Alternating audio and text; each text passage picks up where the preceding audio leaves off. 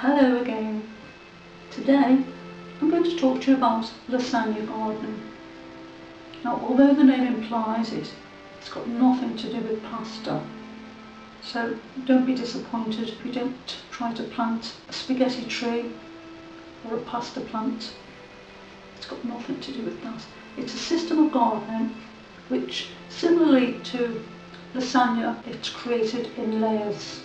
I know you're thinking, why do I want to create layers of gardening? Say for example, you have a current area of your garden which is patchy grass, poor quality soil, or an area of your lawn which you'd like to turn into a flower bed.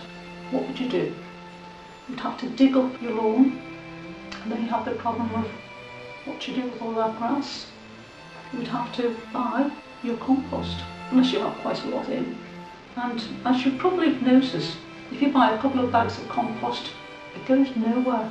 You'd need a ton at least, perhaps a few. So there you have your lovely garden bed of black gold, rich, fluffy compost. But you've had the back-breaking work of digging all your garden up and the expense of buying the compost and the trouble of transporting it into your garden. However, if you decided you wanted to have the same thing without the back-breaking work and without the expense, then Lasagne gardening is for you.